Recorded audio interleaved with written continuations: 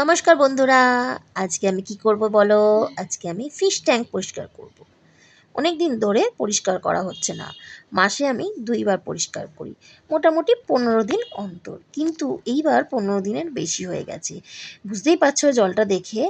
এমনিতেও আমার মাছগুলো প্রচুর নোংরা করে। তো যাই হোক, নিচে আমি যেহেতু পাথর দেইনি তাই জলটা একটু তাড়াতাড়ি নোংরা হয়। ইচ্ছা করেই আমি পাথরটা দেইনি, কারণ পাথরগুলোও তো পরিষ্কার করতে হয়, সেটাও আরও বেশি কষ্টকর। তো আমার মনে হয় পাথর না দেওয়াই ভালো। জানি না, যে দেয় সে দেয়, আমি তো দেইনি। তো এবার অ্যাকোরিয়ামটাকে নিয়ে গেছি দেখো বাথরুমের ভেতরে। আমি বাথরুমেই ধুই, কারণ ওখানে বসেই আমার মানে ঘরে আর অন্য কোথাও জায়গা নেই। ওখানে বসে আমি পরিষ্কার করতে খুব সুবিধা। এখানে আমি একটা টয়লেট ক্লিনার নিয়েছি, এটা দিয়েই আমি পরিষ্কার করি, তাহলে কাজটা খুব সুন্দর চকচকে হয়। আর একটা নিয়েছি পুরানো মোজা। মোজা দিয়ে ঘষলে কাজটাও খুব ভালো পরিষ্কার হয় এবং কোনো রকম স্ক্র্যাচ পড়ে না। আগে আমি নুন আর লেবু দিয়ে পরিষ্কার করতাম, কিন্তু সব সময় ঘরে লেবুটা অ্যাভেলেবেল থাকে না, তাই আমি এটা টয়লেট ক্লিনার দিয়েই পরিষ্কার করি। ভালো করে ধুয়ে নিতে হয় কাজগুলো, না হলে যদি সামান্যতম টয়লেট ক্লিনার লেগে থাকে সেটা মাছের পক্ষে খুব ক্ষতিকারক। তো আমি তো বিগত 2 বছর ধরে আমি এটা দিয়েই পরিষ্কার করছি।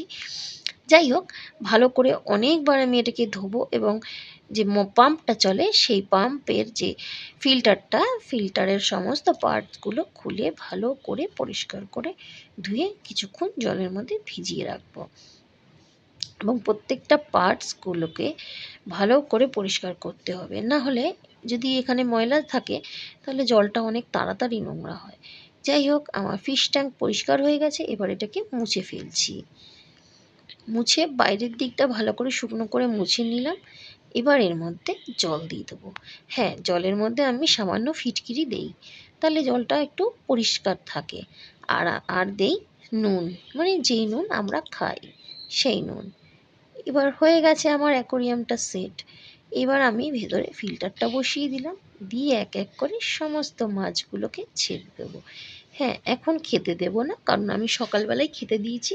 ওদেরকে আমি 3 টাইম খেতে দিই, তো বেকার এখন আমি দেবো না। দুপুরবেলা যখন আমরা লাঞ্চ করব ঠিক সেই সময় দেব। ওরা হচ্ছে আমরা যেই টাইমগুলোতে খাই ওদেরকেও সেই টাইমেই দিই। এইভাবেই ওরা অভ্যস্ত। তো হয়ে গেছে ট্যাঙ্কের মধ্যে মাছ ছাড়া। এবার লাইটটা জ্বালিয়ে দিয়ে ফিল্টারটা চালিয়ে দেবো। ভিডিওটা কেমন লাগলো অবশ্যই কমেন্ট করে জানিও। আর আমার অ্যাকোরিয়ামটা কেমন সেটাও তোমরা অবশ্যই কমেন্ট করে জানিও।